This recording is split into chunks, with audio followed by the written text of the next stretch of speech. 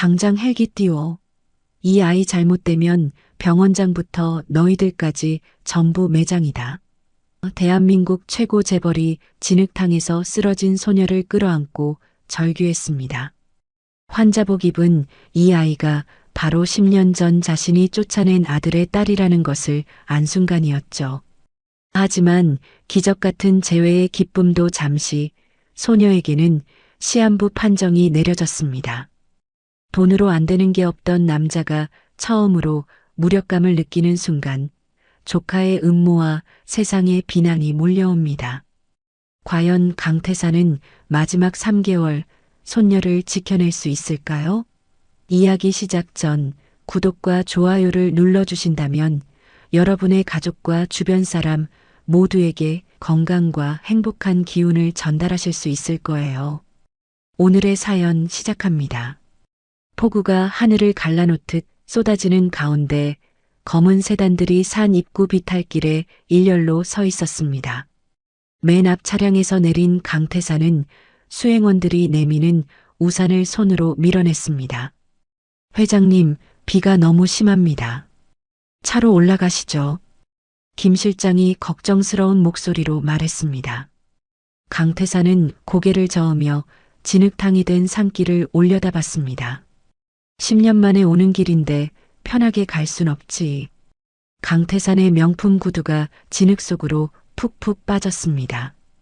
72세의 늙은 몸으로 가파른 산길을 오르는 것은 고역이었지만 강태산은 멈추지 않았습니다.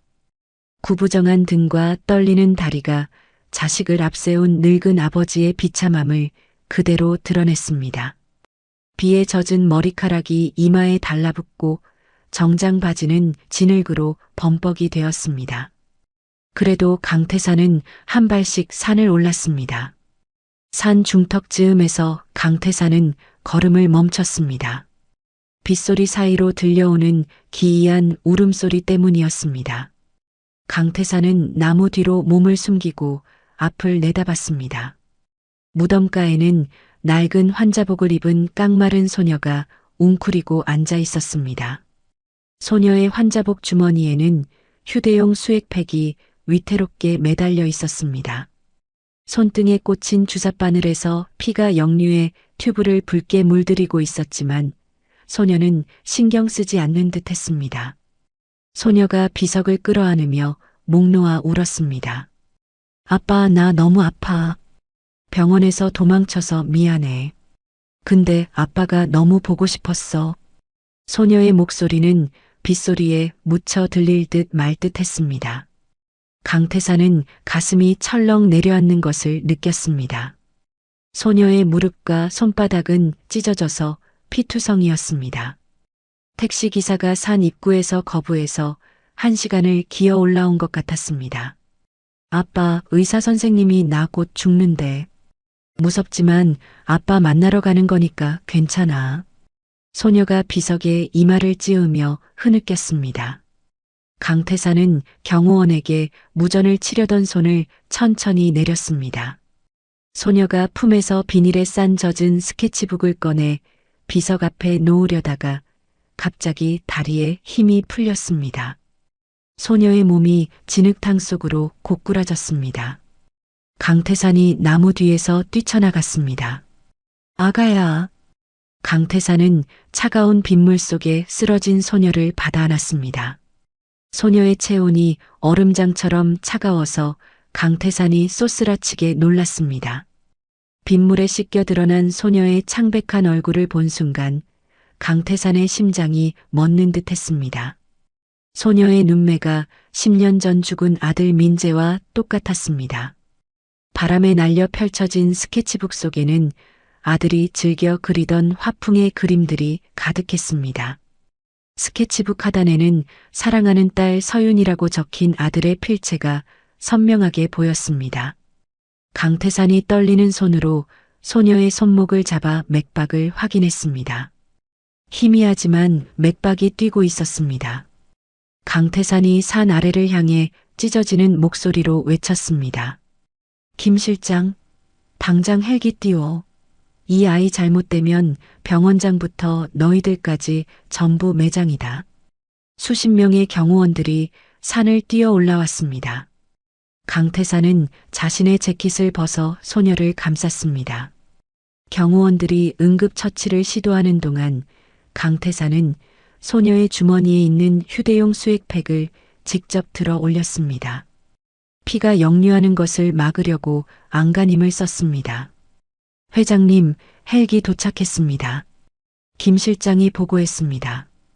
헬기의 프로펠러 바람에 환자복이 펄럭이는 와중에도 강태사는 피 묻은 소녀의 손을 절대 놓지 않았습니다.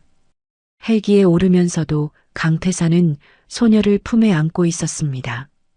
헬기 안에서 강태사는 소녀의 창백한 얼굴을 내려다보며 중얼거렸습니다. 민재야, 이 아이가 내 딸이냐? 아빠가 늦었구나. 10년 전 손주라도 보고 가시라며 매달리던 아들을 뿌리친 자신을 강태사는 저주했습니다. 그룹 계열사 병원 옥상에 헬기가 착륙하자마자 의료진이 달려들었습니다. 강태사는 젖은 옷을 입은 채 휠체어를 밀며 수술실까지 따라갔습니다. 선생님, 이 아이 살릴 수 있죠? 돈은 얼마든지 쓸 테니까 제발 살려주세요. 강태산이 주치의의 팔을 붙잡고 간절하게 말했습니다. 최선을 다하겠습니다. 일단 정밀 검사부터 해봐야겠습니다. 주치의가 수술실로 들어갔습니다. 수술실 문이 닫히고 붉은 등이 켜지자 강태사는 복도 바닥에 주저앉았습니다. 50조 재벌 총수가 병원 복도에서 짐승 같은 신음소리를 토해냈습니다. 하나님, 제발 이 아이만은 살려주세요. 제 목숨을 가져가셔도 되니까. 강태산의 목소리가 복도에 메아리 쳤습니다. 김 실장이 조용히 다가와서 강태산 옆에 앉았습니다. 회장님, 옷부터 갈아입으시죠. 감기라도 드시면. 난 괜찮다. 이 아이가 깨면 처음 보는 게 할애비여야지. 강태산이 고개를 저으며 말했습니다. 수술실 앞에서 기다리는 시간이 영원처럼 느껴졌습니다. 강태산은 소녀가 떨어뜨린 스케치북을 무릎에 올려놓고 한 장씩 넘겨봤습니다. 스케치북 속 그림들은 모두 가족을 그린 것이었습니다. 아빠와 딸이 손을 잡고 바다를 보는 그림, 함께 놀이공원에서 웃는 그림들이었습니다. 그림 아래에는 서툰 글씨로 아빠와 나라고 적혀 있었습니다. 강태산의 눈에서 눈물이 떨어져 스케치북을 적셨습니다. 민재야, 미안하다. 아빠가 너무 늦게 찾았구나. 강태산은 젖은 옷도 갈아입지 않은 채 김 실장을 불렀습니다. 김 실장, 극비리에 유전자 검사해라. 검체 채취 과정을 내가 직접 지켜볼 거야. 김 실장이 고개를 끄덕이며 말했습니다. 알겠습니다. 보안은 어떻게 하시겠습니까? 강태산의 눈에 살기가 돌았습니다. 보안이 새나가는 순간 그 입을 연 자는 이 나라에서 발붙이지 못할 거다. 김 실장이 동시에 소녀의 신원 조회를 지시했습니다. 1시간 뒤 김 실장이 참담한 표정으로 결과 보고서를 들고 왔습니다. 회장님, 조사 결과가 나왔습니다. 강태산이 보고서를 받아들고 읽기 시작했습니다. 보고서에는 소녀가 10년 전 민재의 사망 직후 태어났으며 친모는 출산 과다출혈로 사망의 보육원에 맡겨졌다는 기록이 적혀 있었습니다. 강태산이 가슴을 주먹으로 내리쳤습니다. 내 손녀가 고아원에서 외롭게 자랐다고? 강태산이 벽에 머리를 기대고 흐느꼈습니다. 민재야, 아빠가 죄인이다. 내 딸을 지켜주지 못했구나. 곧이어 유전자 검사 결과지가 도착했습니다. 결과지에는 친자관계 성립 99.9%라고 적혀 있었습니다. 강태산이 결과지를 보는 순간 무릎이 꺾였습니다. 정말 내 손녀구나. 정말. 수술실에서 주치의가 나왔습니다. 주치의가 강태산에게 다가와 심각한 표정으로 말했습니다. 회장님, 환자분이 급성 골수성 백혈병 말기입니다. 장기전이가 심각해서 강태산이 주치의의 멱살을 잡았습니다. 그래서 어떻다는 거야? 치료하면 되잖아. 주치의가 고개를 저었습니다. 길어야 3개월입니다. 의학적으로 한계가. 강태산이 소리쳤습니다. 50조가 있어. 내 전 재산을 써서라도 살려내. 주치의가 당황하며 말했습니다. 회장님, 돈의 문제가 아닙니다. 이미 너무 늦었습니다. 강태산이 주치의를 놓고 뒤로 물러났습니다. 절망감이 강태산의 온몸을 휘감았습니다. 병실로 옮겨진 서윤의 곁으로 강태산이 걸어갔습니다. 산소호흡기에 의지한 서윤의 작은 얼굴을 강태산이 하염없이 쓰다듬었습니다. 아가야, 할아버지가 늦었다. 미안하구나. 다음 날 아침 서윤이 의식을 찾았습니다. 서윤이 최고급 1인실의 풍경과 자신의 손을 잡고 있는 노인을 보고 눈을 크게 떴습니다. 누구세요? 강태산이 떨리는 미소를 지으며 말했습니다. 내 아빠 민재의 옛 친구란다. 서윤의 눈에 눈물이 고였습니다. 아빠 친구분이세요? 저 구해주신 거예요? 강태산이 고개를 끄덕였습니다. 그럼 내 아빠에게 빚진 게 많다. 병원비는 걱정하지 마라. 서윤이 담담하게 말했습니다. 엄마는 전하타 돌아가시고 아빠도 안 계셔서 저는 혼자예요. 서윤의 말에 강태산의 가슴이 후벼지듯 아팠습니다. 강태산이 김 실장을 시켜 서윤의 보육원 기록을 정리하고 병원 내 모든 기록을 가명으로 처리하도록 했습니다. 서윤이 조심스럽게 말했습니다. 아저씨, 친절하게 해주시는데 부담스러워요. 강태산이 서윤의 손을 꼭 잡았습니다. 내 아빠가 내 친구였으니까 당연한 거야. 부담 갖지 마라. 한편 병원 내에서는 VIP 병동 전체가 통제된 것에 대해 뒷말이 무성했습니다. 강태산의 조카인 강준혁 전무가 이상한 낌새를 눈치챘습니다. 강준혁이 신복에게 지시했습니다. 병원 쓰레기장을 뒤져서 파기된 진료 기록을 찾아와. 강준혁의 신복이 야간 당직 간호사에게 접근해 거액의 돈봉투를 건넸습니다. VIP 병실에 누가 입원해 있는지 알려주세요. 매수된 간호사가 정보를 넘겼습니다. 강 회장님이 직접 돌보시는 어린 환자가 있어요. 혈육일 가능성이 높아 보였어요. 강준혁이 비릿한 미소를 지었습니다. 드디어 꼬리를 잡았군. 강준혁은 즉시 이사들을 포섭하여 강태산의 치매설이나 숨겨진 사생활을 이슈화할 준비를 시작했습니다. 강준혁이 측근에게 말했습니다. 회장님이 정신이 나갔나 보다. 그룹 전체를 혼외자에게 넘길 셈인가. 강준혁의 눈에 탐욕스러운 빛이 번뜩였습니다. 이번이 기회야. 회장 자리를 뺏을 절호의 찬스가 왔어. 강태산은 서윤의 병실에서 그녀의 잠든 얼굴을 지켜보며 중얼거렸습니다. 아가야, 할아버지가 지킬게. 아무도 너를 해치지 못하게 할 거야. 하지만 강태산은 아직 조카 강준혁이 칼을 갈고 있다는 사실을 모르고 있었습니다. 병실 밖에서는 이미 음모가 시작되고 있었습니다. 며칠 뒤 강태산이 국세청 조사 문제로 잠시 병원을 비운 사이였습니다. 강준혁 전무가 경호원들을 따돌리고 서윤의 병실에 몰래 들어왔습니다. 강준혁이 침대에 누운 서윤을 위압적으로 내려다보며 말했습니다. 네가 회장님을 홀린 꽃뱀의 딸이냐? 서윤이 공포에 질려 링거줄을 꽉 움켜쥐었습니다. 누구세요? 나가주세요. 서윤의 목소리가 떨렸습니다. 강준혁이 비웃으며 말했습니다. 겁나서 떠는 게 딱 꽃뱀 같네. 내 엄마도 이랬겠지? 그때 소식을 듣고 달려온 박지숙 여사가 병실 문을 열고 들어왔습니다. 박지숙이 강준혁을 보며 차가운 목소리로 말했습니다. 준혁아, 여기서 뭐 하는 거야? 강준혁이 당황하며 대답했습니다. 아, 고모님.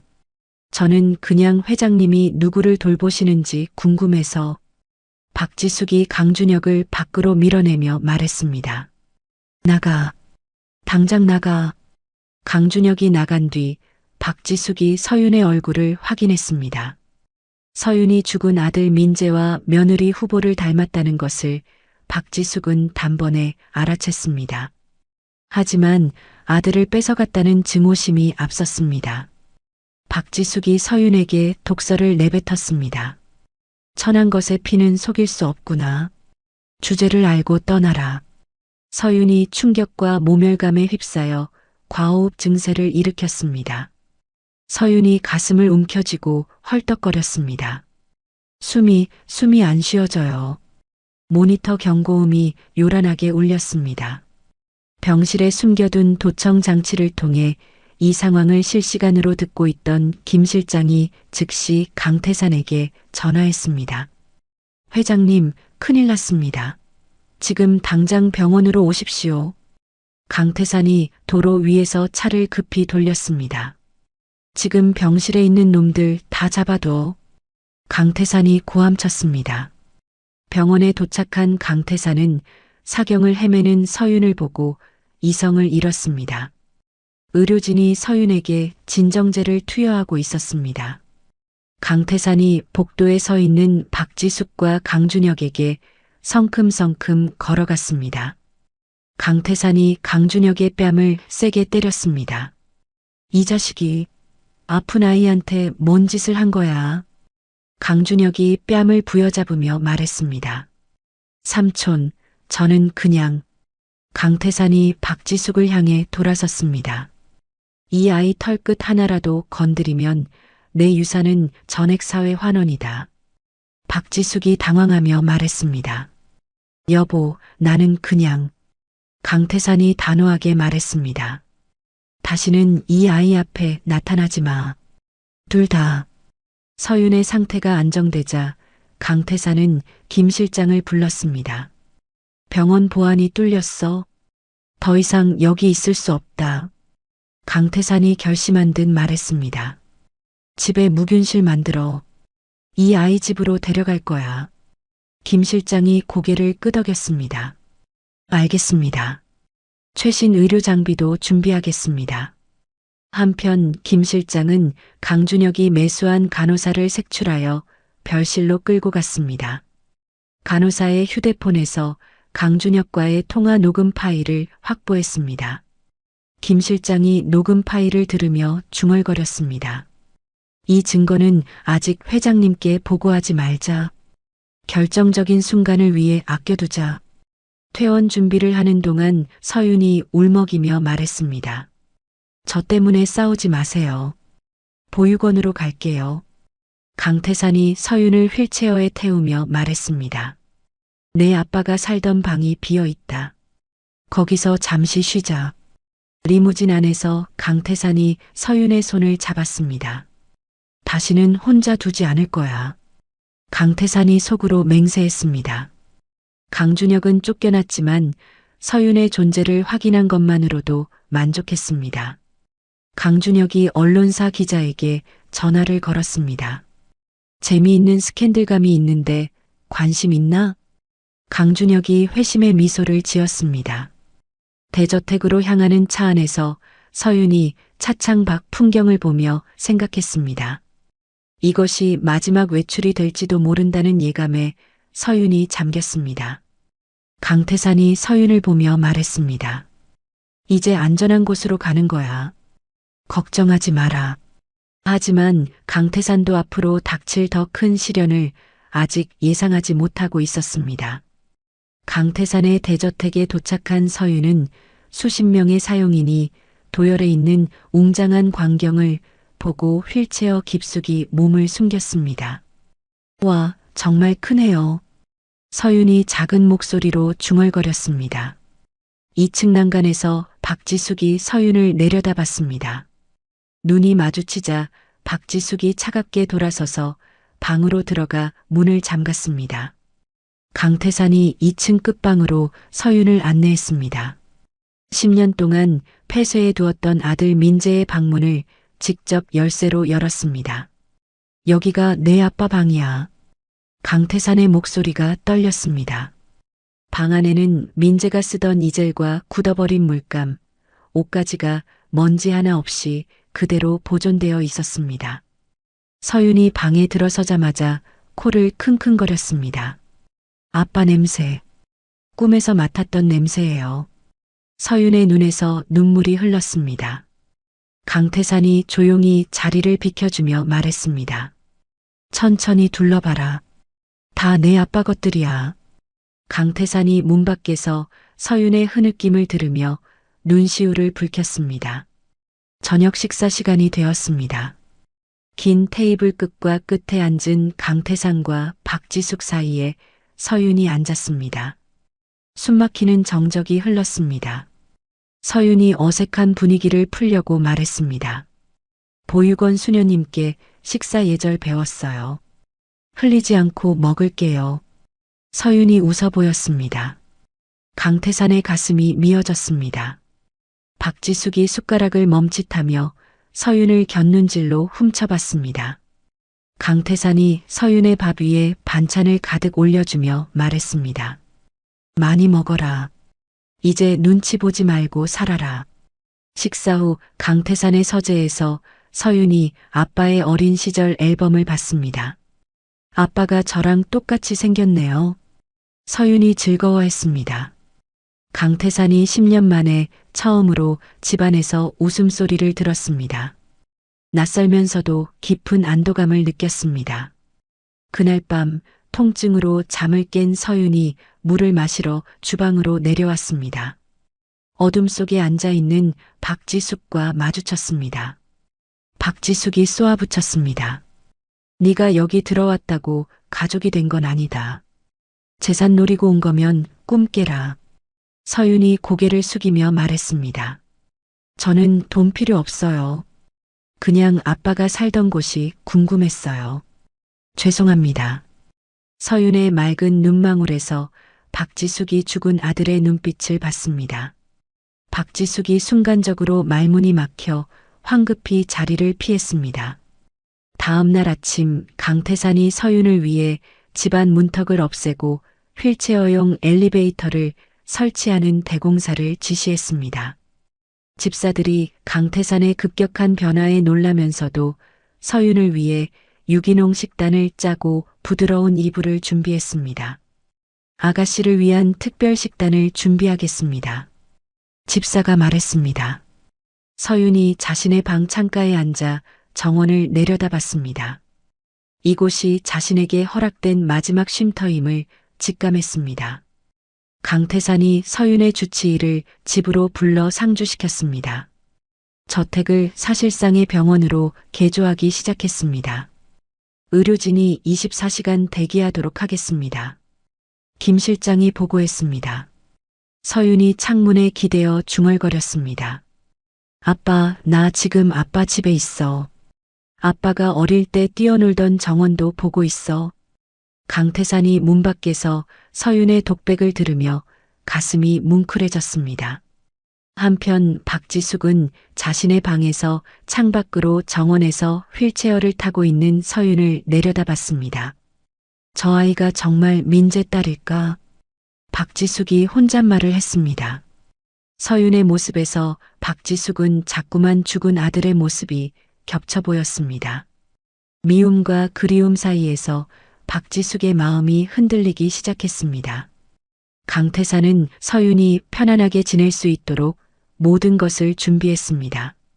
하지만 서윤의 병은 점점 악화되고 있었습니다.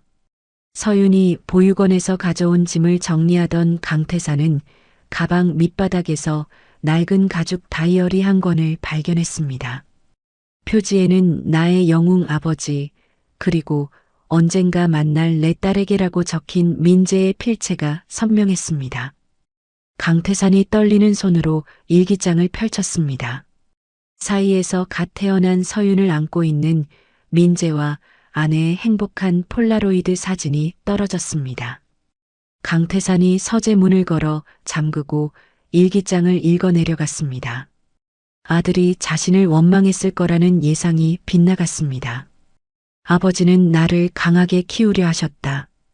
그 뜻을 못 따라 죄송하다. 강태산이 민재의 글을 소리내어 읽었습니다. 언젠가 성공해서 손녀를 안겨드리면 웃으시겠지? 일기장 뒷부분에는 강태산의 초상화가 정성스럽게 그려져 있었습니다. 그 아래에는 존경합니다라는 글귀가 적혀 있었습니다. 강태산이 자신이 아들의 사랑을 외면하고 죽음으로 내몰았다는 죄책감에 가슴을 쥐어뜯으며 오열했습니다. 민재야, 아빠가 잘못했다. 아빠가 못났다. 한참을 통곡하던 강태산이 일기장을 품에 안고 서윤의 방문을 조심스럽게 열고 들어갔습니다. 잠든 서윤의 발치에 엎드려 소리 없는 고백을 토해냈습니다. 미안하다 민재야. 미안하다 아가야. 내가 죄인이다. 인기척에 잠이 깬 서윤이 어둠 속에서 흐느끼는 강태산의 굽은 등을 봤습니다. 할아버지세요? 서윤이 놀라 몸을 일으켰습니다. 강태산이 퉁퉁 부은 눈으로 서윤을 바라보며 말했습니다. 내가 내 할애비다. 내가 너희 아빠를 외롭게 했다. 강태산이 처음으로 혈연관계를 밝혔습니다. 서윤이 놀라기보다 안도하는 표정으로 강태산을 끌어안았습니다. 알고 있었어요. 아빠랑 눈이 똑같으셔서. 서윤이 속삭였습니다.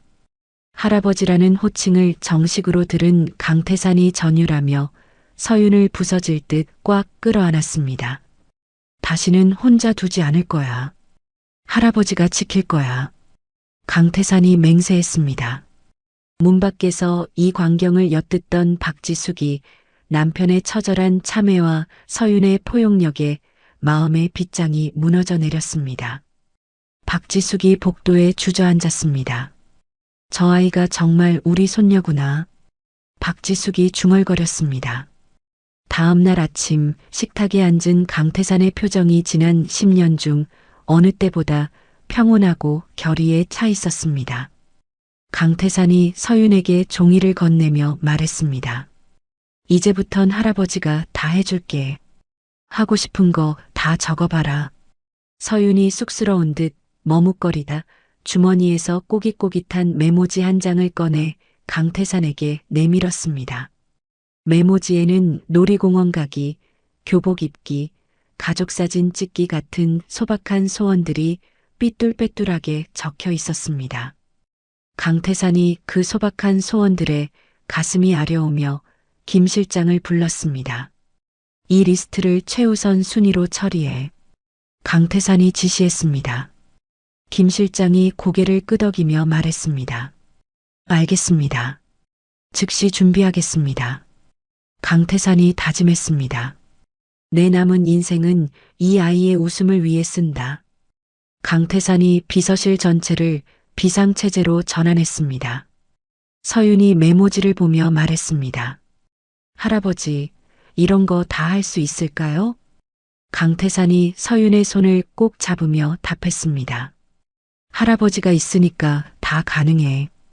걱정하지 마라. 박지숙이 멀리서 이 모습을 지켜보며 복잡한 표정을 지었습니다. 서서히 서윤을 받아들일 마음의 준비를 하고 있었습니다. 강태산은 서윤의 소원을 하나씩 이뤄주기 위해 모든 것을 동원할 각오를 다졌습니다. 하지만 시간이 많지 않다는 것도 알고 있었습니다. 강태산이 면역력이 바닥인 서윤을 위해 타 그룹 소유의 국내 최대 놀이공원을 하루 통째로 대관하는 파격을 감행했습니다. 김 실장이 전화로 놀이공원 측과 협상했습니다. 감염 위험을 원천 차단해야 합니다. 일반 관람객 입장을 금지하고 놀이공원 전체를 멸균 소독해 주세요. 텅 빈 놀이공원에 도착한 서윤이 아쉬워하며 말했습니다. 사람들이 없어서 좀 쓸쓸해요. 강태산이 즉시 수백 명의 직원들을 인형탈과 퍼레이드 의상으로 갈아입혀 안전한 관람객 역할을 하도록 배치했습니다. 모두 마스크를 착용하고 서윤이를 즐겁게 해드려. 강태산이 지시했습니다. 인형 탈을 쓴 직원들이 거리를 메우고 환호하자 서윤이 휠체어 위에서 박수를 치며 아이처럼 기뻐했습니다. 와, 정말 신기해요. 강태산도 사자 탈 머리띠를 쓰고 선글라스를 낀 채 직접 휠체어를 밀며 퍼레이드 행렬에 합류했습니다. 회전목마 앞에서 강태산이 수행원들에게 소리쳤습니다. 사진 찍어. 제일 예쁘게. 강태산과 서윤이 함께 V 포즈를 취했습니다. 벤치에 앉아 떡볶이를 먹는 시간, 강태산이 위생검사를 10번이나 통과한 특제 떡볶이를 서윤과 나눠 먹었습니다. 할아버지, 매워요? 서윤이 물었습니다. 매운 것을 먹고 기침하는 강태산을 보며 서윤이 깔깔거렸습니다. 강태산이 그 웃음소리를 평생 듣고 싶다고 생각했습니다. 두 번째 소원인 스티커 사진 찍기를 위해 소독된 부스 안으로 들어간 두 사람이 엽기적인 표정을 지으며 사진을 찍었습니다. 할아버지, 이렇게 해보세요. 서윤이 혀를 내밀며 장난을 쳤습니다. 김 실장이 몰래 찍어보낸 두 사람의 사진을 전송받은 박지숙이 집에서 사진을 보며 씁쓸하면서도 묘한 그리움에 잠겼습니다. 저 아이 웃는 모습이 민재와 똑같네. 박지숙이 중얼거렸습니다. 집으로 돌아오는 차 안, 피곤함에 지친 서윤이 잠들었습니다. 강태산이 서윤의 앙상한 손목을 만져보며 다가올 이별을 실감하고 두려워했습니다. 아가야, 할아버지 곁에 오래 있어다오. 강태산이 속으로 간절히 빌었습니다. 한편 놀이공원 목격담과 사진이 SNS에 유출되며 강 회장의 노욕, 숨겨진 연인설 등 악의적인 루머가 급속도로 퍼졌습니다. 강준혁이 댓글 조작단을 고용하여 루머를 확대 재생산했습니다. 이런 스캔들로 회장을 몰아낼 수 있을 거야.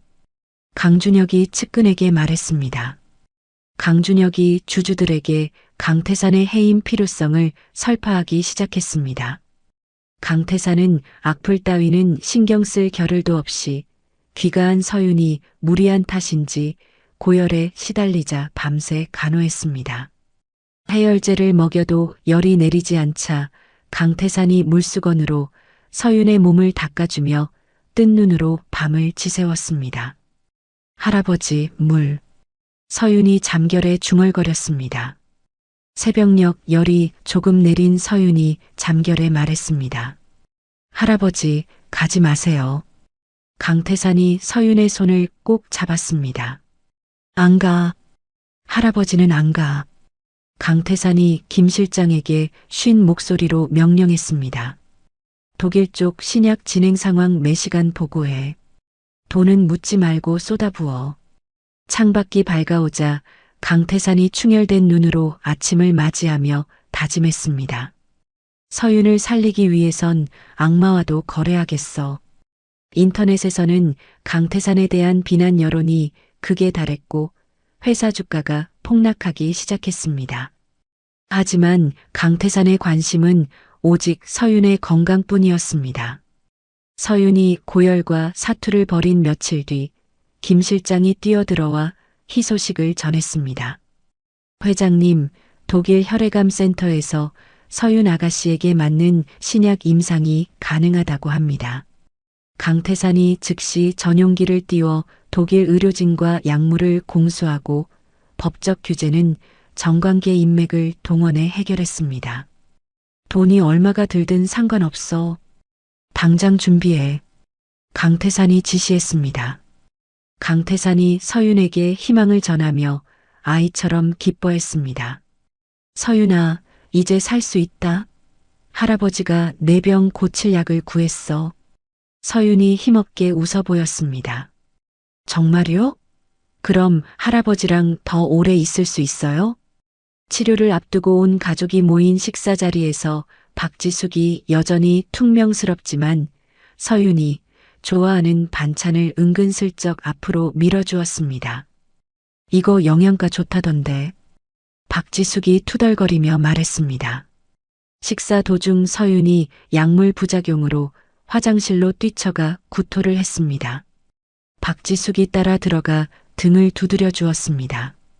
죄송해요 할머니, 더러운데. 서윤이 울먹였습니다. 박지숙이 입 헹굴물을 건네며 말했습니다. 괜찮다. 다 뱉어내라. 박지숙의 변화에 강태산이 가슴이 뭉클해졌습니다. 집안 분위기가 조금씩 가족의 형태를 갖춰갔습니다.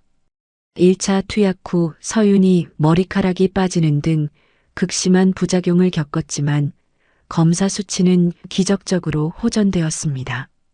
수치가 많이 좋아졌습니다. 주치의가 보고했습니다. 컨디션이 좋아진 서윤이 예쁜 벙거지 모자를 쓰고 정원으로 나와 박지숙에게 꽃꽂이를 배웠습니다. 할머니, 이렇게 하는 거 맞아요? 서윤이 물었습니다. 박지숙이 서윤의 손을 잡으며 가르쳐 주었습니다. 그래, 이렇게. 김 실장이 강태산에게 따로 보고를 올렸습니다. 회장님, 지난번 병원 보안을 뚫었던 간호사를 잡아 자백을 받았습니다. 김 실장이 건넨 녹음기에는 강준혁이 간호사를 회유하며 지시하는 육성이 담겨 있었습니다. 회장의 치부를 캐오라. 돈은 충분히 주겠다. 강준혁의 목소리였습니다. 강태산이 녹음기를 주머니에 넣으며 말했습니다. 아직은 때가 아니다. 이놈이 제 무덤을 더 깊게 팔 때까지 기다려라. 서윤이 호전된 건강 덕분에 버킷리스트 중 하나인 학교 가기를 조심스럽게 꺼냈습니다.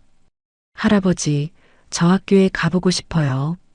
의료진이 감염 위험 때문에 반대했지만 강태산이 자신이 이사장으로 있는 명문사립고에 압력을 넣었습니다. 내 손녀가 하루 청강한다.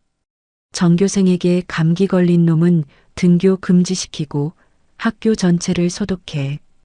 강태산이 서윤을 위해 향균 처리된 특수 교복을 제작하고 학교 측에 특별 청강생 신분을 요구했습니다. 등교 전날 밤 서윤이 교복을 미리 입어보며 거울 앞에서 설레어 잠을 이루지 못했습니다. 진짜 학생 같아 보이나? 서윤이 거울 속 자신에게 말했습니다. 강태산이 방문 틈으로 그 모습을 지켜보며 기도했습니다. 내일 하루가 서윤의 인생에서 가장 빛나는 날이 되기를 간절히 바랐습니다. 강준혁이 강태산이 주가를 방치하고 손녀놀이에 빠져 있다는 정보를 입수하고 이사회를 긴급 소집했습니다. 회장님이 정신이 나갔습니다. 더 이상 방치할 수 없어요.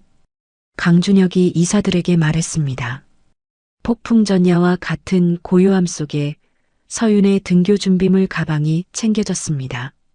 등교 당일 아침 강태산이 서윤의 가방에 유기농 도시락과 상비약을 직접 챙겨 넣으며 학부모처럼 유난을 떨었습니다. 물도 충분히 챙겼고 약도 넣었고. 강태산이 중얼거리며 가방을 확인했습니다. 학교 정문 앞에서 강태산이 경호원들을 멀리 배치하고 서윤이 혼자 힘으로 교문을 걸어 들어가는 모습을 지켜봤습니다. 할아버지, 저 잘 다녀올게요. 서윤이 뒤돌아서며 손을 흔들었습니다. 교실에 들어선 서윤이 호기심 어린 친구들의 시선을 받았습니다. 선생님이 소개했습니다. 건강 사정으로 오늘 하루 청강하게 된 친구다. 모두 친절하게 대해주자. 아이들이 박수를 쳤습니다. 서윤이 칠판 글씨를 받아 적으려다 손에 힘이 없어 펜을 자꾸 놓쳤습니다. 짝꿍이 볼까봐 황급히 다시 펜을 쥐었습니다. 쉬는 시간 아이들이 매점으로 달려가는 모습을 부럽게 보던 서윤에게 짝꿍이 초코우유를 건네며 말을 걸었습니다. 이거 맛있어. 먹어봐. 짝꿍이 웃으며 말했습니다. 짓궂은 남학생 하나가 서윤의 모자를 벗기려 장난을 쳤습니다. 모자 왜 계속 써? 더우면 벗어. 서윤이 가발이 벗겨질까봐 사색이 되어 움츠러들었습니다. 교문 밖 차 안에서 망원경으로 이를 지켜보던 강태산이 소리쳤습니다. 저놈 당장 잡아와. 강태산이 차 문을 열려는 것을 박지숙이 겨우 말렸습니다. 여보, 아이들 장난이에요. 진정하세요. 다행히 반장이 남학생을 제지했습니다. 야, 그만해. 무슨 장난이야. 서윤이 안도하며 다시 미소를 찾았습니다. 점심시간 서윤이 도시락 대신 친구들과 급식실에서 밥을 먹고 싶다고 고집을 부려 소독된 식판에 밥을 받아 함께 먹었습니다. 학교 밥이 이렇게 맛있는지 몰랐어. 서윤이 친구들에게 말했습니다. 오후 체육 시간 벤치에 앉아 친구들이 뛰노는 것을 보며 서윤이 씁쓸해했습니다. 나도 건강했으면 저렇게 뛸 수 있었을 텐데. 서윤이 중얼거렸습니다. 학교 시간이 다가오자 서윤이 청소 당번을 자처하여 칠판 지우개를 털었습니다. 평범한 일상의 행복을 만끽했습니다. 오늘 정말 재밌었어. 고마워. 서윤이 친구들에게 인사했습니다. 교문을 나서는 서윤의 발걸음이 가벼웠지만 다시는 오지 못할 교실을 뒤로하고 자꾸만 뒤를 돌아봤습니다. 마중 나온 강태산의 품에 안긴 서윤이 벅찬 목소리로 말했습니다. 할아버지, 나 오늘 진짜 18살 같았어. 꿈만 같았어. 돌아오는 차 안에서 서윤이 친구들과 찍은 셀카를 자랑하며 종알거렸습니다. 급격한 피로감에 박지숙의 어깨에 기대 잠들었습니다. 집에 도착해 차 문을 열자 잠든 줄 알았던 서윤의 코에서 붉은 선혈이 주르륵 흘러내려 하얀 교복 셔츠를 적셨습니다. 강태산이 사색이 되어 서윤을 안아들며 소리쳤습니다. 의사 불러. 당장. 강태산이 집 안으로 뛰었습니다. 거실 바닥에 핏방울이 뚝뚝 떨어졌습니다. 대기하던 의료진이 달려나와 서윤을 처치실로 옮겼습니다. 행복했던 하루의 끝자락, 다시금 찾아온 병마의 그림자가 저택의 공기를 순식간에 얼어붙게 만들었습니다. 강태산이 피 묻은 서윤의 교복을 움켜쥐고 절규했습니다. 왜 이런 시련을 주십니까? 왜 이 아이를? 처치실 문틈으로 보이는 서윤의 창백한 얼굴에는 이미 죽음의 그림자가 드리워져 있었습니다. 박지숙이 복도에서 두 손을 모으고 기도했습니다. 제발 우리 서윤이만은 살려주세요. 다행히 과로로 인한 코피로 판명되었지만 의료진이 면역 수치가 위험 수준이라며 절대 안정을 권고했습니다. 며칠간 완전히 안정을 취해야 합니다. 주치의가 강태산에게 말했습니다. 며칠 뒤 다가온 서윤의 19번째 생일, 강태산이 병원 같은 집 안 분위기를 바꾸려 정원에서 프라이빗 파티를 준비했습니다. 서윤이 좋아하는 파스텔 톤 풍선과 수국으로 장식된 정원에서 가족들과 사용인들만이 참석한 조촐하지만 따뜻한 파티가 열렸습니다. 강태산이 서윤에게 직접 쓴 손 편지를 낭독했습니다. 너는 내 인생에 늦게 찾아온 봄이다. 할아버지의 메마른 가슴에 꽃을 피워준 소중한 아이야. 강태산의 고백에 모두가 울었습니다. 이어 강태산이 서윤을 위해 몰래 연습한 어설픈 막춤을 춰보였습니다. 서윤이 배를 잡고 깔깔 웃었습니다. 할아버지, 춤 너무 웃겨요. 서윤이 담례로 말했습니다. 보육원 마리아 수녀님께 배운 거예요. 서윤이 피아노 앞에 앉았습니다. 서툰 솜씨로 사랑의 기쁨을 연주하는 서윤의 손가락이 가늘고 떨렸지만 그 선율은 그 어떤 명연주보다 감동적이었습니다. 연주가 클라이맥스에 다다를 무렵 서윤의 표정이 일그러지며 건반을 누르는 손에 힘이 풀렸습니다. 불협화음이 났습니다. 박지숙이 이상함을 감지하고 자리에서 일어나려 했습니다. 서윤이 울먹이며 말했습니다. 죄송해요. 손이 말을 안 들어요. 서윤이 마지막 인사를 하듯 환하게 웃으려 애쓰며 말했습니다. 태어나게 해주셔서 만나주셔서 감사합니다. 가족 사진을 찍기 위해 옹기종기 모인 순간 서윤이 갑자기 눈동자가 돌아가며 휠체어에서 앞으로 고꾸라졌습니다. 찻잔 깨지는 소리와 함께 파티장이 비명소리로 가득 찼습니다. 강태산이 쓰러진 서윤을 받아 안았습니다. 서윤의 입가에 거품이 일고 전신 발작이 시작되었습니다. 박지숙이 공포에 질려 입을 막고 주저앉았습니다. 서윤아, 서윤아. 박지숙이 외쳤습니다. 의료진이 달려와 항경련제를 투여했습니다. 구급차가 사이렌을 울리며 저택으로 진입했습니다. 강태산이 구급차에 동승하며 서윤의 손을 비비고 소리쳤습니다. 정신 차려. 자면 안 돼. 바닥에 떨어진 생일 케이크의 촛불 하나가 위태롭게 꺼졌습니다. 화려했던 파티 장식들이 밤바람에 쓸쓸하게 나부꼈습니다. 응급실로 이송되는 도중 서윤의 심박수가 급격히 떨어지며 심정지 경고음이 울렸습니다. 강태산이 눈앞에서 벌어지는 심폐소생술 장면을 보며 신에게 빌었습니다. 내 생명을 대신 가져가 달라. 제발. 병원에 도착하자마자 중환자실로 옮겨진 서윤, 그리고 수술실 앞을 지키는 강태산의 옷이 또다시 피와 땀으로 젖어 있었습니다. 강준혁이 서윤이 쓰러졌다는 소식을 듣고 언론사에 전화를 걸었습니다. 이제야말로 공격할 타이밍이야. 회장이 완전히 무너졌어. 강준혁이 비릿하게 웃었습니다. 강태산은 중환자실 유리창 너머로 의식불명 상태의 서윤을 바라보며 무너져 내렸습니다. 아가야, 할아버지 곁에 있어다오. 제발. 강태산이 간절히 속삭였습니다. 서윤이 간신히 목숨은 건졌지만 혼수 상태에 빠졌습니다. 주치의가 강태산에게 사형 선고를 내렸습니다. 암세포가 뇌까지 전이되었습니다. 더 이상의 치료는 무의미합니다. 의사가 침통하게 말했습니다. 이제는 보내줄 준비를 하셔야 합니다. 강태산이 의자를 집어던지며 난동을 부렸습니다. 무슨 소리야? 포기할 수 없어.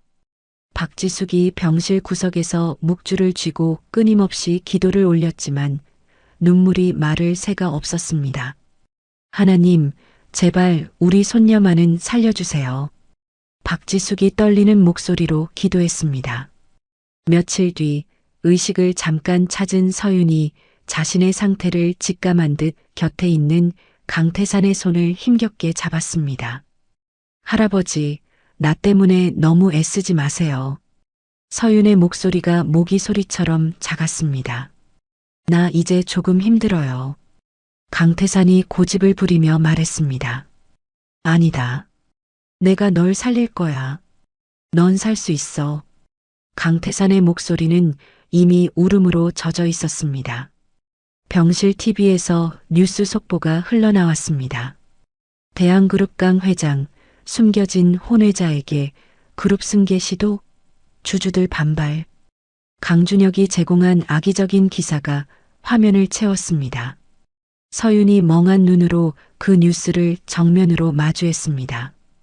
앵커의 멘트와 자막에 달린 재벌가의 오점, 꽃뱀의 딸이라는 단어들이 서윤의 가슴을 비수처럼 찔렀습니다. 충격을 받은 서윤의 바이탈 사인이 요동쳤습니다. 내가 없어지는 게 맞나요? 서윤이 중얼거리며 눈물을 흘렸습니다. 강태산이 지팡이로 TV 화면을 부숴버리며 소리쳤습니다. 보지 마. 듣지 마. 다 거짓말이다. 서윤이 다시 쇼크 상태에 빠져 의식을 잃었습니다. 의료진이 달려와 진정제를 투여했습니다. 병실 밖 복도는 이미 특종을 노리는 기자들로 북새통을 이뤘습니다. 카메라 플래시가 번쩍거렸습니다. 강준혁이 이사회에서 회장 해임안을 정식으로 상정했습니다. 회장님의 사적인 스캔들로 그룹이 위기입니다. 더 이상 방치할 수 없습니다. 강준혁이 이사들에게 말했습니다. 강태산이 서윤의 귀를 막아주며 분노로 몸을 떨었습니다. 김 실장을 향해 살기 어린 눈빛을 보냈습니다. 준비해. 내일 아침 내가 직접 나선다. 강태산이 이를 갈며 말했습니다. 놈들의 목을 쳐라. 강태산이 서윤의 머리맡에 앉아 속삭였습니다. 할아버지가 다 해결할게. 아무 걱정 말고 자고 있어. 밤새 강태산이 한숨도 자지 않고 기자회견문을 직접 작성하고 수정하며 칼을 갈았습니다. 서윤의 호흡이 점점 거칠어졌습니다. 병실 안의 공기가 시한폭탄처럼 긴장감이 감돌았습니다. 창밖에는 비가 내리기 시작했습니다. 강태산이 빗소리를 들으며 내일 있을 전쟁을 준비했습니다. 내 모든 것을 걸고 서윤을 지키겠다. 강태산이 다짐했습니다. 김 실장이 조용히 들어와 서류를 내려놓았습니다. 회장님, 모든 준비가 끝났습니다. 강태산이 고개를 끄덕이며 서윤을 바라봤습니다. 내일이면 모든 게 끝날 거야. 조금만 더 기다려라. 병원 로비가 기자들로 인산인해를 이뤘습니다. 환자 보호자들과 노조가 강태산의 퇴거를 요구하는 시위를 벌였습니다.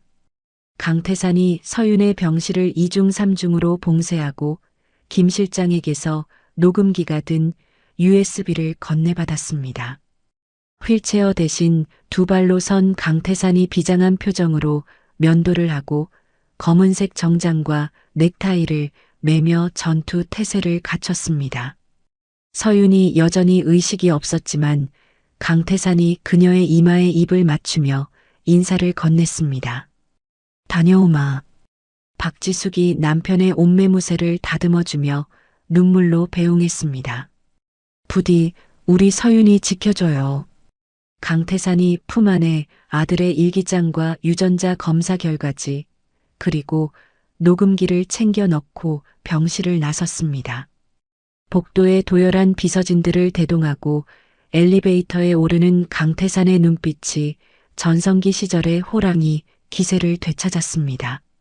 로비에 강태산이 나타나자 수백 대의 카메라가 일제히 그를 향했습니다. 질문 공세가 쏟아졌습니다. 회장님, 혼외자 의혹에 대해 어떻게 생각하십니까?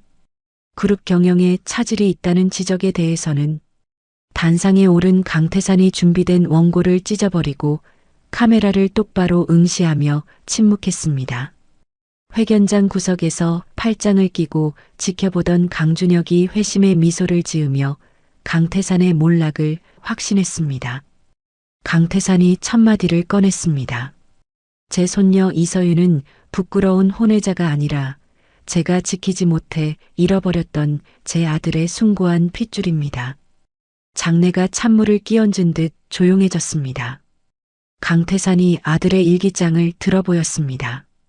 지난날 아들을 버렸던 자신의 과오와 서윤을 만나게 된 과정을 고백하며 강태산이 눈물을 흘렸습니다. 이 아이는 50조 재산이 아닌 그저 가족을 원했을 뿐입니다. 기자들의 분위기가 숙연해졌습니다. 이어 강태산이 강준혁을 손가락으로 가리키며 외쳤습니다. 가족의 아픔을 이용해 회사를 삼키려 한 패륜을 고발합니다. 김 실장이 스피커를 통해 강준혁의 간호사 매수 및 협박 육성 녹음 파일을 재생했습니다. 회장의 치부를 캐오라. 돈은 충분히 주겠다. 강준혁의 목소리가 회견장에 울려 퍼지자 장내가 발칵 뒤집혔습니다.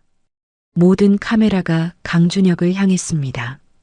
당황한 강준혁이 도망치려다 넘어졌습니다. 경호원들에게 제압당하며 추태를 부렸습니다. 아니에요. 오해예요. 강준혁이 발버둥쳤습니다. 강태산이 사자우를 토했습니다. 내 모든 지분을 걸고 손녀를 지킬 것이며 악성 루머 유포자는 끝까지 법적 책임을 묻겠습니다. 병실 TV로 이 모습을 지켜보던 박지숙이 서윤의 손을 잡고 오열했습니다. 할아버지가 이기셨다. 기자회견이 전국에 생중계되어 여론을 순식간에 뒤집어 놓았습니다. 포털 사이트 실시간 검색어가 강태산 눈물, 서윤아 힘내로 도배되었습니다. 국민들이 강태산과 서윤을 응원하기 시작했습니다. 기자회견 직후 포털 사이트 검색어가 강 회장의 눈물, 서윤아 힘내로 도배되며 여론이 급반전되었습니다. 서윤을 응원하는 댓글이 수십만 개가 달렸습니다. 악플러들은 자취를 감췄습니다. 병원 앞에는 서윤의 쾌유를 비는 시민들이 하나둘씩 촛불과 편지를 들고 모여들기 시작했습니다. 서윤아 힘내. 할아버지 사랑받으며 행복해. 시민들이 손팻말을 들고 외쳤습니다. 해가 지자 수천 개의 촛불이 병원 앞 광장을 메웠습니다. 시민들이 부르는 사랑으로 노래가 병실까지 은은하게 들려왔습니다. 강태산이 병실로 돌아오자 기적처럼 의식을 찾은 서윤이 힘없는 눈으로 그를 맞이했습니다. 할아버지, 멋있었어요. 서윤의 말에 강태산이 다리에 힘이 풀려 침대맡에 주저앉았습니다. 강태산이 서윤을 휠체어에 태워 창가로 데려가 아래 펼쳐진 아름다운 촛불 바다를 보여줬습니다. 저 사람들이 다 너를 응원하고 있어. 강태산이 말했습니다. 서윤이 창문에 입김을 불어 하트 모양을 그리고 그 안에 사랑해라고 썼습니다. 강태산이 서윤의 어깨를 감싸며 말했습니다. 세상은 너를 미워하지 않아. 모두가 너를 사랑한단다. 시민들이 서윤이 창가에 있는 것을 보고 환호하며 손을 흔들었습니다. 서윤도 힘겹게 손을 들어 화답했습니다. 하지만 행복한 순간도 잠시 주치의가 강태산을 따로 불러 심각한 표정으로 차트를 보여줬습니다. 마음의 준비를 하셔야 합니다. 주치의가 조심스럽게 말했습니다. 오늘 밤을 넘기기 힘들 수도 있습니다. 강태산이 병원에서 기계 소리만 듣다가 보내기 싫다며 서윤을 위한 마지막 이별 여행을 결심했습니다. 서윤아, 우리 바다 보러 갈까? 강태산의 제안에 서윤의 눈이 반짝였습니다. 네가 그린 그림처럼 말이야. 의료진이 위험하다고 만류했지만 강태산이 고집을 꺾지 않았습니다. 가는 길이라도 행복하게 해주고 싶다. 강태산이 최신 의료 장비를 갖춘 앰뷸런스 겸용 특수 캠핑카를 준비시켰습니다. 박지숙도 짐을 꾸려 동행하기로 했습니다. 세 사람이 처음이자 마지막이 될 가족여행을 떠났습니다. 병원을 나서는 캠핑카를 향해 시민들이 촛불을 흔들며 배웅했습니다. 서윤아, 좋은 추억 만들어와. 할아버지, 할머니랑 행복하게. 서윤이 눈물로 그들에게 작별을 고했습니다. 차가 고속도로에 들어서자 서윤이 가쁜 숨을 몰아쉬면서도 창밖의 야경에서 눈을 떼지 못했습니다. 할아버지, 세상이 이렇게 넓은 줄 몰랐어요. 서윤이 감탄했습니다. 강태산이 서윤의 손을 잡고 이 여행이 끝까지 무사하기를 간절히 기도했습니다. 박지숙이 서윤의 이마를 짚어보며 걱정스러운 표정을 지었습니다. 열이 좀 있네. 서윤이 미소 지으며 말했습니다. 괜찮아요, 할머니. 바다 보러 가는 거잖아요. 캠핑카가 고속도로를 달리는 동안 서윤의 바이탈이 불안정해졌습니다. 동승한 의료진이 긴급 처치를 시행했습니다. 혈압이 떨어지고 있습니다. 의료진이 강태산에게 보고했습니다. 강태산이 차를 돌려야 하나 갈등했지만 서윤이 산소 마스크를 쓴 채 애원했습니다. 바다 가고 싶어요. 서윤의 간절한 목소리에 강태산이 계속 달리기로 했습니다. 새벽녘 휴게소에 잠시 들러 강태산이 서윤이 먹고 싶다던 호두과자를 사왔습니다. 서윤이 냄새만 맡고 고개만 끄덕였습니다. 맛있는 냄새예요. 서윤이 힘없이 웃었습니다. 동해 바다에 도착했을 때 붉게 떠오르는 태양이 수평선을 비췄습니다. 서윤이 휠체어에 앉아 그 광경을 바라봤습니다. 아빠가 왜 바다를 좋아했는지 알 것 같아요. 서윤의 목소리가 미세하게 떨렸습니다. 가슴이 뻥 뚫려요. 강태산이 서윤의 무릎에 담요를 덮어주며 담담하게 말했습니다. 내 아빠는 자유를 원했지. 이제 너도 곧 자유로워질 거다. 박지숙이 서윤의 휠체어를 밀어주며 모래사장 가까이 갔습니다. 파도 소리가 세 사람을 감쌌습니다.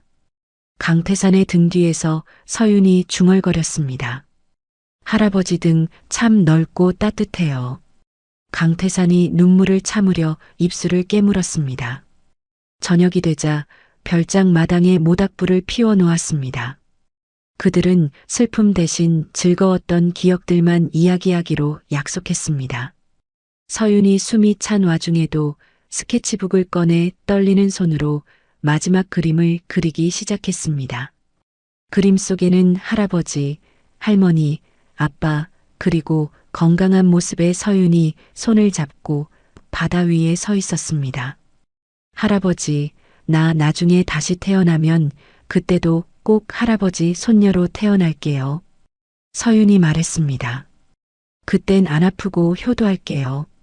서윤의 말에 강태산이 참았던 오열을 터뜨렸습니다. 그때는 이 할애비가 더 잘해줄게. 더 많이 사랑해줄게. 강태산이 답했습니다. 밤이 깊어가고 파도 소리가 자장가처럼 들려올 때 서윤이 강태산의 품에 기대어 밤하늘의 별을 올려다봤습니다. 저 별 중에 하나가 아빠겠죠? 서윤의 질문에 강태산이 가장 밝은 별을 가리켰습니다. 서윤의 호흡이 점점 얕아지고 불규칙해졌습니다. 의료진이 강태산에게 눈짓으로 임종이 임박했음을 알렸습니다. 강태산이 서윤을 별장 안침대로 옮기고 그녀의 귓가에 끊임없이 사랑한다고 속삭였습니다. 사랑한다, 내 딸아. 서윤이 허공을 향해 손을 뻗으며 누군가를 반기듯 옅은 미소를 지었습니다. 아빠. 서윤의 입술이 달싹였습니다. 강태산이 그 손을 잡아주었습니다. 별장 밖 파도 소리가 거세졌습니다. 이별의 시간이 카운트다운 되듯 시계 초침 소리가 크게 들려왔습니다. 박지숙이 서윤의 다른 손을 잡고 기도했습니다. 우리 아가 아프지 말고 편히 가렴.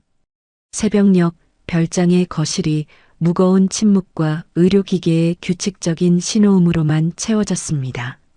서윤의 호흡이 불규칙해지며 체인 마이너스 스토크스 호흡이 시작되었습니다. 의료진이 강태산에게 고개를 끄덕였습니다. 강태산이 서윤의 귓가에 대고 마지막 인사를 건넸습니다. 사랑한다, 내 딸아. 아빠 만나면 할아버지 용서해 주셨다고 꼭 전해드려라. 서윤이 눈을 뜰 힘조차 없었지만 마지막 힘을 짜내 소리를 뱉어냈습니다. 고마워요. 안녕. 심전도 모니터의 그래프가 평탄해지며 길게 삐 소리를 냈습니다. 서윤의 고개가 힘없이 떨어졌습니다. 창밖에서는 야속하게도 찬란한 아침 해가 떠오르며 서윤의 얼굴을 비췄지만 그녀는 더 이상 눈을 뜨지 않았습니다. 강태산이 서윤의 이름을 목 놓아 부르며 차갑게 식어가는 몸을 끌어안고 짐승처럼 울부짖었습니다. 서윤아, 서윤아. 박지숙도 서윤의 얼굴을 어루만지며 오열했습니다. 고생했다, 우리 아가. 이제 아프지 마라. 박지숙이 쓰러졌습니다. 밖에서 대기하던 김 실장과 수행원들도 모자를 벗고 고개를 숙여 애도했습니다. 세상이 잠시 멈춘 듯 고요해졌습니다. 강태산이 서윤의 눈을 직접 감겨주며 그녀의 얼굴에 묻은 눈물 자국을 자신의 손수건으로 닦아주었습니다. 의료진이 사망 진단을 내리고 흰 천으로 얼굴을 덮으려 하자 강태산이 만류했습니다. 잠시만 더 보게 해달라. 서윤의 시신을 운구차로 옮기는 동안 강태산이 휠체어 대신 서윤이 남긴 스케치북을 가슴에 품고 뒤따랐습니다. 서울로 돌아오는 길 강태산이 창밖을 보지 않고 서윤이 마지막으로 앉았던 빈자리만 멍하니 바라봤습니다. 장례식장이 대한민국 정재계 인사들로 가득 찼지만 강태산이 조문객을 받지 않고 영정 사진 앞만 지켰습니다. 영정 속 서윤이 교복을 입고 환하게 웃고 있어 보는 이들의 마음을 더욱 아프게 했습니다. 입관식에서 강태산이 서윤의 관 속에 놀이공원 머리띠와 스티커 사진을 넣어주며 마지막 작별을 고했습니다. 서윤아, 이거 가져가라. 할아버지랑 찍은 사진이야. 박지숙이 서윤이 좋아했던 수국 꽃다발을 관 위에 올려놓으며 눈물로 배웅했습니다. 화장터의 불길 속으로 관이 들어가는 순간 강태산이 다리가 풀려 주저앉았습니다. 김 실장이 그를 부축했습니다. 한 줌의 재가 되어 돌아온 서윤을 아들 민재의 무덤 옆에 안장하며 강태산이 비로소 긴 이별을 받아들였습니다. 이제 아빠랑 함께 있어라. 강태산이 무덤 앞에서 중얼거렸습니다. 하늘에서는 서윤을 애도하듯 가느다란 빗줄기가 내리기 시작했습니다. 강태산이 빗속에서 무릎을 꿇고 두 무덤 앞에 절을 올렸습니다. 민재야, 서윤아. 아빠가 할아버지가 늦었다. 장례식이 끝나고 텅 빈 저택으로 돌아온 강태산이 서윤의 방에 들어가 그녀의 흔적을 더듬었습니다. 책상 위에는 서윤이 쓰던 펜과 노트가 그대로 놓여 있었습니다. 침대에는 그녀의 채취가 희미하게 남아 있었습니다. 책상 서랍에서 사랑하는 할아버지께라고 적힌 작은 USB와 두툼한 편지 봉투가 발견되었습니다. 강태산이 떨리는 손으로 USB를 컴퓨터에 연결했습니다. 화면 속에 건강했을 때 미리 찍어둔 서윤이 등장했습니다. 할아버지, 이 영상을 보고 있다면 난 아마 씩씩하게 여행을 떠났을 거예요. 서윤이 명랑하게 말했습니다. 강태산이 화면을 어루만졌습니다. 할아버지는 나에게 최고의 산타클로스였어요. 나 때문에 울지 말고 웃어주세요. 영상 속 서윤이 애교를 부렸습니다. 할아버지, 죄책감 갖지 마세요. 아빠도 할아버지 사랑했을 거예요.